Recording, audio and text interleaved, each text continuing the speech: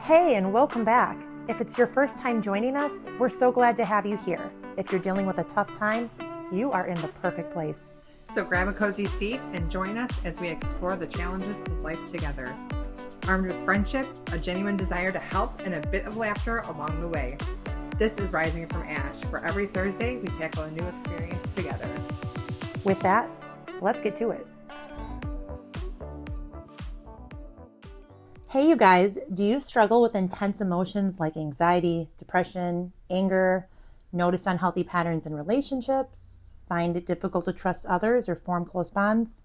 Maybe you have a negative view of yourself or your abilities, or you may be experiencing unexplained physical health problems. If any of these sounds like you might be experiencing some generational trauma in yourself.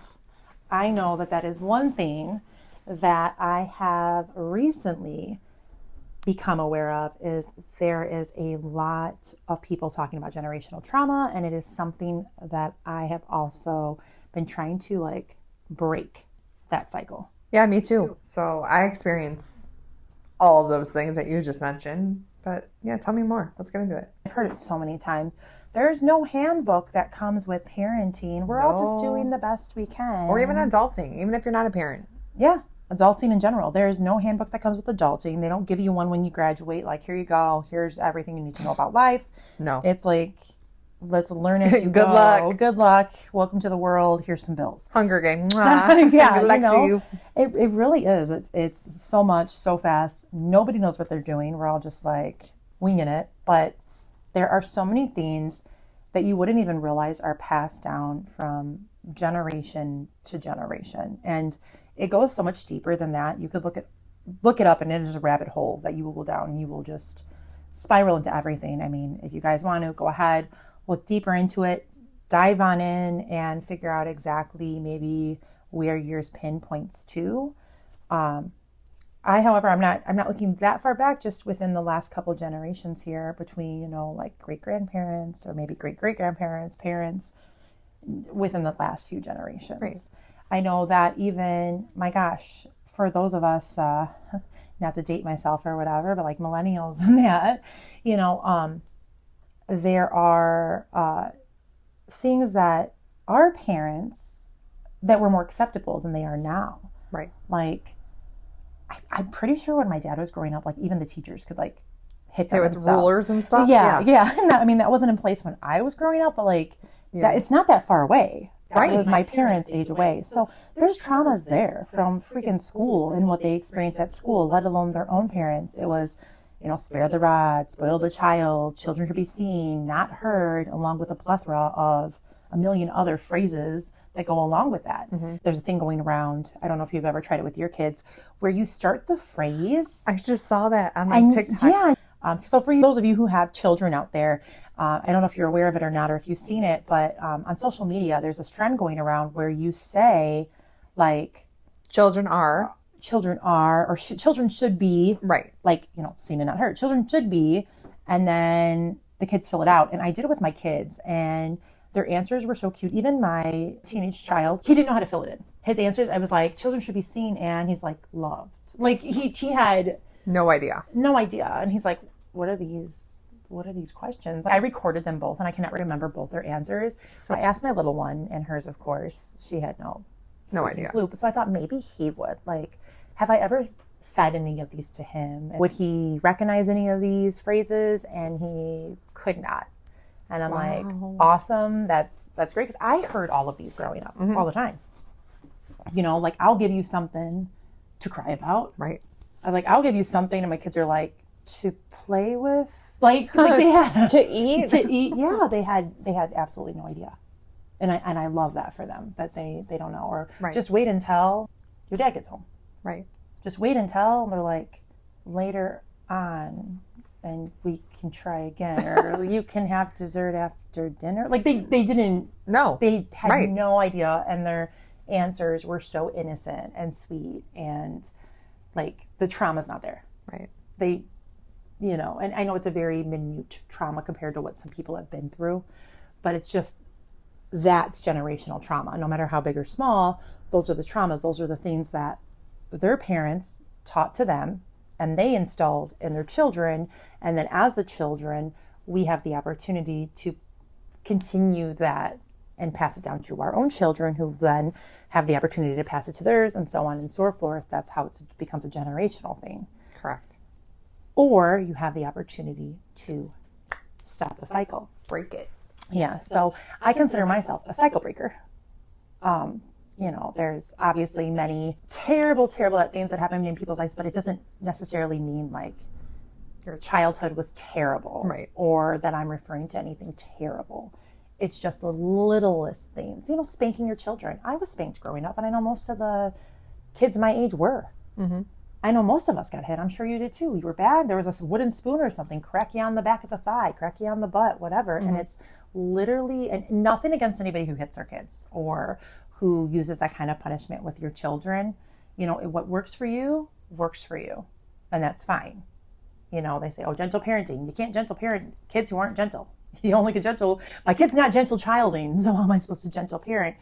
And there's a fine line between, gentle parenting and letting your kids run the show and getting away with too much. And I think as a generation of trying to break the cycle and cycle breakers, being more aware of mental health and everything that goes into it, which we were not aware of before. No. There wasn't many studies done on mental health. I mean, gosh, how many years ago was it when women even spoke out? They were getting like lobotomies.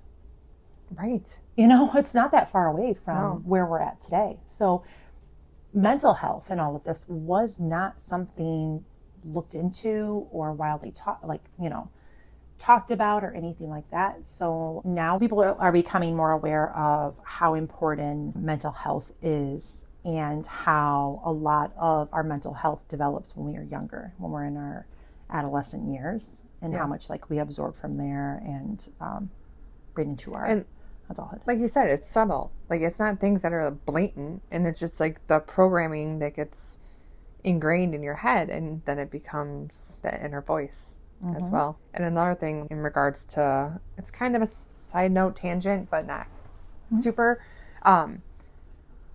with the whole mental health thing, now that it's being more talked about and more at the forefront, kind of, because your mental health is just as important as your physical health, if not more, that since it's being talked about more, there's more opportunities and options for things, because there's so much bullying and stuff going on in schools. And back in the day, I was bullied, and there wasn't really anything school-wise that could be done. There was a slap on the wrist to the kids who were bullying, but nothing in place for the kids that were getting bullied. Mm-hmm. Oh, I've been there. My son, one of my sons, was being bullied. He dreaded going to school. It was an awful, awful, awful experience for him to go to school.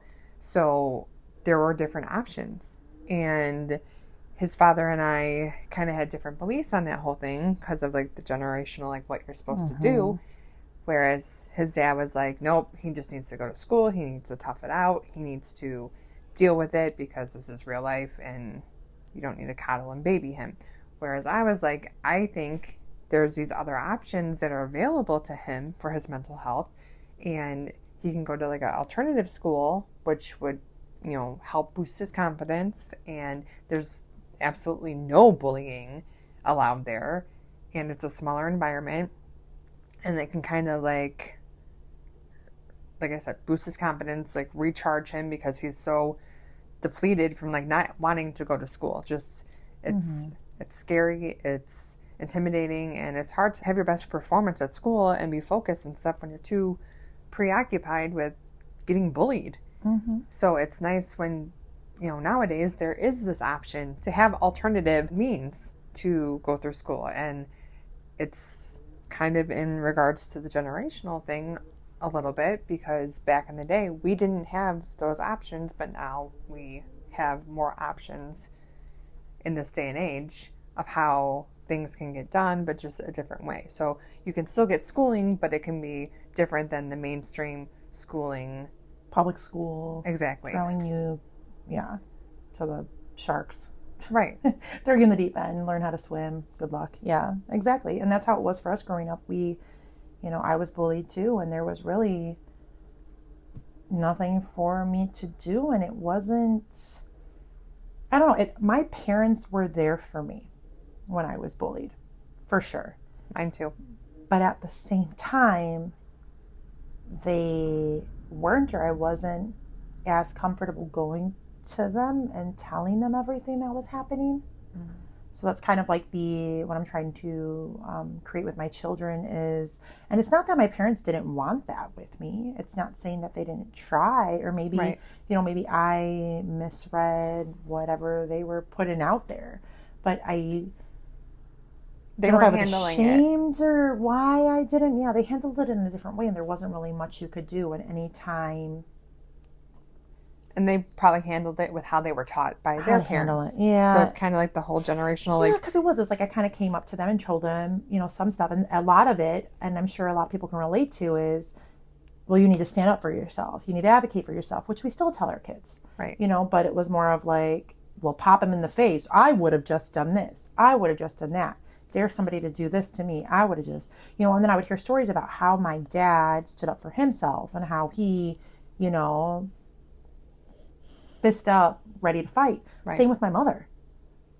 Somebody bullied her, good freaking luck. Good riddance to you. You might as well write your will, because she was, But not everybody's like that, though. And I was not as strong as my mom or my dad in that sense. I was very timid, passive, very timid. I didn't have that fight streak in me the way that they did. So like with my parents, when I told them, I think my dad was more like, stand up for yourself. But my mom was more like, I want to fight the battle for you. Yeah, I want to fix too. it. Mm-hmm. So it's like, maybe she was trying to break generational trauma, or not necessarily trauma, but just generational patterns. Which is what trauma technically is. Yeah. It's generational patterns, because to one person, what you may find traumatic, the next person may not.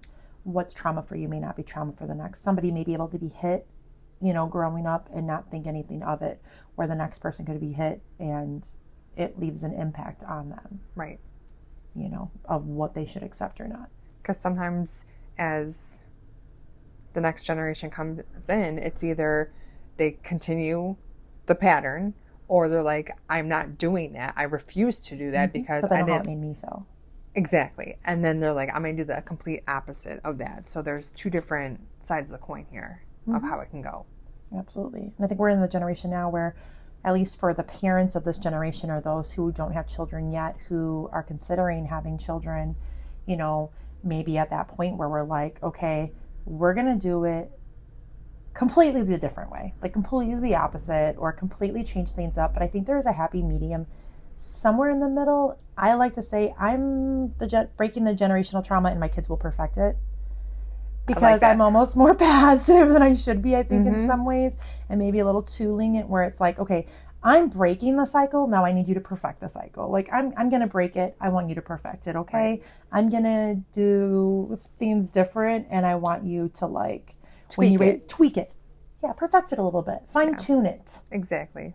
I took it apart and I remade it. Now adjust accordingly. And I think that's all we can really do as parents, is kind of adjust accordingly with what you learned. Right. And everybody's doing the best they can. That's all you can do as a parent. And it doesn't matter how, quote unquote, perfect of a parent you are. There's no such thing as perfect anyway, but no matter how perfect you are, or how wonderful of a parent you are, or how hard you try to be the best you possibly can for your kids, any good parent, doesn't matter how good you are, typically your kids are going to walk away with something that's quote unquote traumatic, right? With something that you did quote unquote wrong. None of us are perfect. We're all going to mess up, and our kids are going to think back to that one time we handled something incorrectly. Right. That's all it takes, is one time. Yep. No matter how many times it was good. Great. It's that one time. Everybody remembers you from the one thing you did wrong, not the hundreds of things you did right. Because those bad times stick out so much more than the good. So same with like parenting. It doesn't matter what you do, or the whole generational thing. Right. The bad's going to stick out more than the good. Right. It just is. It overshadows a lot of the good, unfortunately. So that's all you can really do. Right. But at least we are talking about it now more than we ever have. as a society. People are talking about it so much more now than we ever have before. And that's how change is made.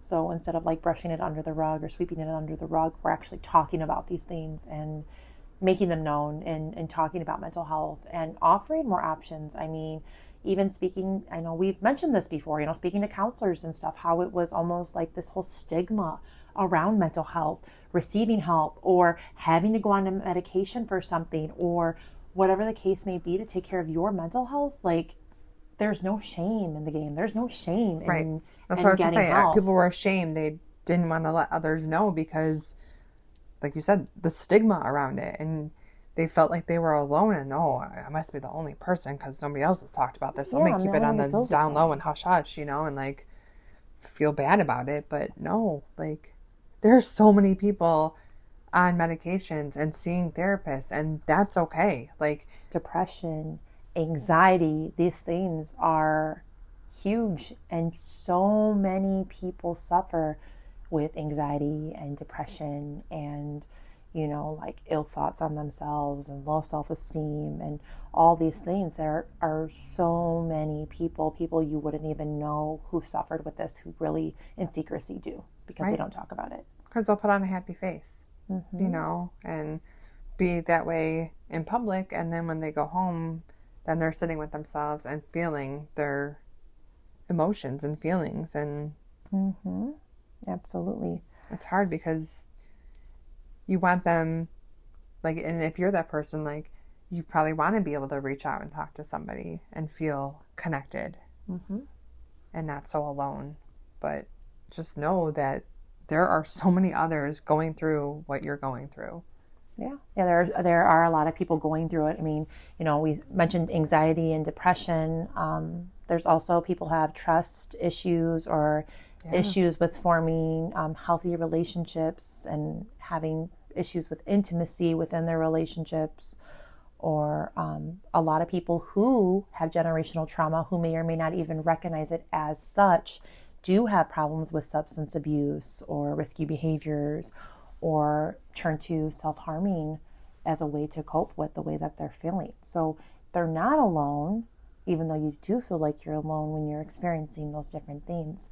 I know there's a lot of people, and I mean, even the generations, and generational trauma could be something like, people who have been in the military or something like that. A lot of them come back with this PTSD kind of things, but that can turn into a generational trauma when they go through this and they become, to cope with what they went through, they turn to alcohol or substance abuse, and then the children see this and it becomes a normal thing, and it trickles down. So their children are more likely going to have that abuse problem, and down it goes, unless somebody's willing to stop the cycle. And, like I call them the cycle breakers, which I consider myself a cycle breaker. Yeah, me too. Unless somebody is willing to. And you have to realize, if you do come to terms with and recognize that there's generational trauma going on in your family line, or things that could be tweaked. There's always things that could be tweaked. No matter how quote unquote perfect your family is, there's always tweaking. So if there's something that you want to change, or especially if you have a family who's very, very toxic, or there's a lot of trauma there, I'm moving my seat, sorry. If there's a lot of trauma there, if you decide that you want to be the one to mix things up, you have to brace yourself, and you have to be ready for the impact, because people do not like change. You are going to make other people very, very uncomfortable when you try to change things. Yes, because they know you a certain way. So when you decide to change or to make changes, get ready, because not everybody's going to be happy with that. Not everybody is going to be comfortable with that. Not everybody wants to see change happen, because it's different than the way they did things. Nobody wants to admit the way they did things was wrong, because that's, it makes you feel bad. Right. Nobody wants to feel bad about the way they did things. Nobody wants to admit. And that's the difference. That's one of the things that I'm willing to admit when I'm wrong. I want my kids to come up to me and tell me that I made them uncomfortable, that I upset them, that I didn't handle a situation the way that they would have liked me to, because I want them to have that, to cultivate that kind of, atmosphere and an environment for them, that they can come to me with anything and know that I do have their best interest at heart. And that I'm a person too. Yeah. And I'm a person too. Call me on my shit. Yeah. How am I going to fix it if I don't know it's shit? Exactly.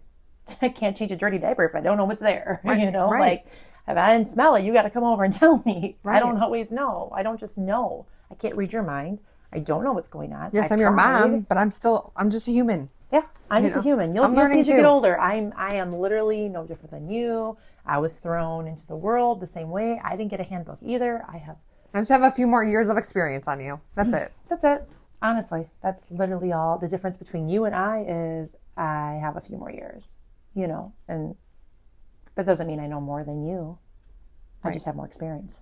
And to circle back to what you were saying about when you change and it makes people uncomfortable, it does. Absolutely. And that's kind of where you need to make the decision. Do you want to fall back to old ways if you're wanting to change, or do you want to push through and get to the other side? And you may lose people along the way. Make changes. It's going to happen. It is. It's bound to happen. You have to be willing to accept that not everybody's going to make it to the next chapter with you. Right. Because change doesn't... It's uncomfortable. It's uncomfortable. It gets messy.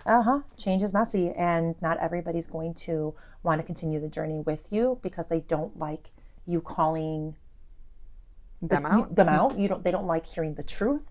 They'd rather deny it and stay in their bubble and not admit that things were wrong even when they were, because it makes them uncomfortable. Right. And not everybody is emotionally mature enough either to accept that what they did was wrong. They rather turn a blind eye. Is that, so to speak? Yeah. Is that the correct way to term? I don't know. The phrase, turn a blind eye to what's going on and live in their state of denial. Right. Their comfortability, their safe. Their safety bubble they've created. But their own, to make the changes, like I said, it's going to get messy. You have to be willing to make things messy. It's going to be so much better once you get through those changes, and it's going to be a process, and it takes time. Absolutely. But you are going to lose people, and that's what you got to decide for yourself. Nobody can make that decision for you. So if you want better for your life, if you want to make those changes, if you want to break those cycles, you have to do something you've never done before, because... Yes. My favorite is what you always say. And what is it? It's not crazy is... Oh, the definition of insanity is doing the same thing and expecting a different result. You say that all the time, and I love it. I mean, I didn't come up with it. You didn't come up with it, but you always say it. You always refer back to wherever you've heard that from. It's stuck. It's stuck because you always say it. That insanity is, doing the same thing and expecting a different outcome. And it is so true, because we get comfortable. We stay in the same cycle. We do what we were taught. We teach what we were taught, we learn that onto the next, and so on and so forth, and just expecting it to change. We know the way it made us feel in this example, the generational trauma. We know the way it made us feel. So why would we teach it to our kids, expecting them to have a different outcome than what we had when it made us feel a certain way? Right. Very few kids step outside of what they are taught and what they know. It takes those cycle breakers to really look at it and be like, yeah, this really did nothing for me. Right. And when you tell somebody what you did for me did not help me, it hurts. Yeah. And it hurts when my kids come to me and tell me that I did something. Because you don't intentionally want to hurt them. No. But I'd rather my kids come to me and tell me, hey, this hurt. I don't like that you did that. And give me an opportunity to change it and have that environment where they can come to me and tell me what didn't help them so I can change it, rather than living in my state of denial. And my youngest did that recently, and I was like, hey, buddy, thank you. I'm really sorry. And I didn't realize that what I did made you feel that way. And I really appreciate you coming to me and letting me know how I made you feel, because otherwise I wouldn't know. But mad props to you for being brave enough to come and tell me, because I don't know if I would have told my parents. I was very timid. Oh, I never told my parents anytime they ever did anything that upset me or hurt my feelings or whatever. I never felt comfortable enough telling them, because they were always right. They were my parents. Right. They were right. And I was raised that saying anything to anybody of authority to tell them they were wrong in any instance at all was disrespectful and we were not allowed to speak our minds. We weren't allowed to. Kids these because days? that's disrespectful. Some of them need to learn to watch their mouths. That's right. Yeah. I mean, some of them are breaking their cycles. They breaking cycles, all right. Like, whoa, you need to respect. Definitely needs to be there. Right. My kids know better than to be disrespectful, for sure. You respect your, authority. Right. Absolutely. You get up your seat off your butt and you give the seat to grandma, grandpa, aunt, uncle, whoever. Absolutely. That is respect, and that is what we do. Right. That is something that's not earned. It's just given to those people of authority for certain things. Right. Certain things, but other ways, like if somebody were to disrespect my children and talk down to them or talk at them, I don't want my kids to be disrespectful. Absolutely not. I'd rather them quiet, close their mouth, and come to me, because I'm going to stand up for them in that instance. Right. Or they can say something, but just in a respectful way. Exactly. There's ways to get your point across without being disrespectful. Exactly. If somebody says something nasty to my kids, I'd rather them be like, it really hurts me when you talk like that to me. Or I don't appreciate you talking to me like this. Right. Or I don't have to stand here and take this from you. You're not my mother. Because you have no right to talk to my kids that way. No. And I want them to have a They deserve respect just as much as as the next person. Exactly. Respect. And I more so say like authority as far as like, sitting down or getting out of your seat or getting out of the way or holding the door and being courteous and having respect and things like that. These are, but this is stuff that I do want my kids to be installed in them. I think these are great things to generationally pass on is respect and, being courteous and empathetic towards other people. I don't want them to walk around like they're, everything. Skip to the world. Yeah, because I need them to have humility too, but I also want them to know that, they are something special, and their respect they should have it. Just because they're children, I think growing up for us, children didn't need respect. You didn't have to respect. Heard. Yeah, and they weren't respected. I wasn't respected as a kid. Anybody could come up to me and tell me to move or do whatever, and that's just what I did. I put my head low and oh my gosh, I don't know how many times I had aunts or uncles or people of authority yell at me and, accuse me of things or yell at me and put me down, and I had to bite down and just bear it. And inside I was dying. Oh, I was crushed. But I couldn't stand up for myself, because if I would have stood up for myself, it would be considered disrespectful. Right. And there were so many times that I wish that I was allowed to say something. Even something as small as, can you please stop that? It hurts. My feelings. Mm-hmm. You're hurting my feelings. Can you please stop? I wasn't even allowed to say that. You had to just grin and bear it. And I think a lot of kids had to grin and bear it when, at least in our generation, I don't know how it was in your home, but we weren't allowed to say anything. We had to take it. And I don't want my kids to have to ever feel that way, because nobody should talk to them like that. Yeah. I don't remember. You're like, I'm so old. Oh, thanks. Yeah, a mix of that and like compartmentalizing and, I forgot we're visiting the home later for you today. I totally forgot the nursing home. Oh, you bitch. I totally forgot we made that appointment to check out your room. I'm sorry. I forget sometimes. Maybe you belong in the home. But I'm bummed. Oh shit. God. So yeah, I was all jokes aside, my son, I was actually really proud of him recently too, because he did bring something to my attention and let me know that he an area where he was kind of struggling to say, so to say, and that is something that I never would have felt comfortable doing growing up, to have like a very, very deep conversation with my parents without feeling like I'd be judged or like everybody would know or something. So I never felt comfortable doing that. And the fact that he feels comfortable with me tells me I'm doing something right. Heck yeah. So that generational trauma thing is kind of, I definitely feel like it's in my hands now, and I've put a lot of work in, and I'm starting to see and reap the benefits of it and actually see it starting to, fall into place, which is awesome.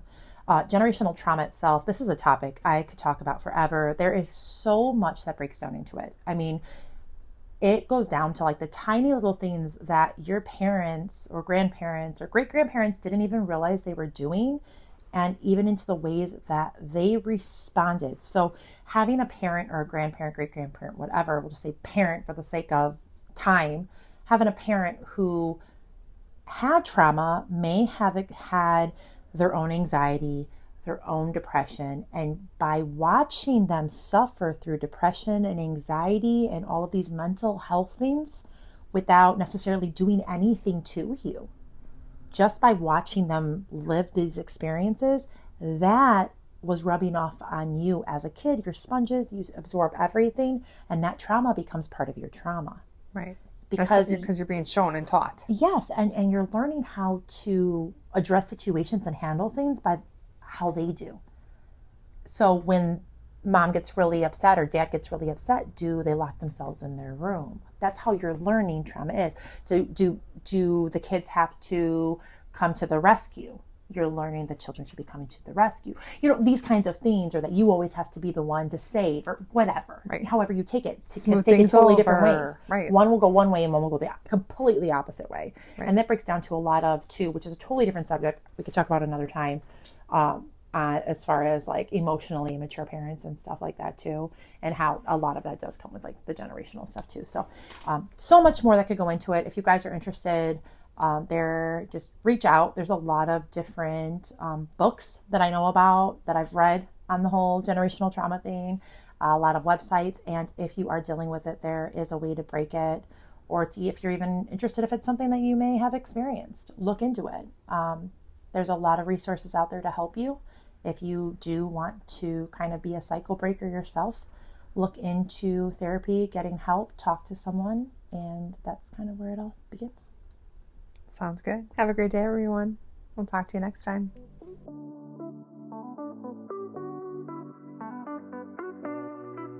We really appreciate you spending your time with us today. Hopefully, something resonated with you. We can't wait to have you back next week. Until then, take care of yourself, and always remember, it's never too late to start healing. Just a friendly reminder, we are not professionals. If you or someone you know needs help, we encourage you to check out the professional services we have linked below.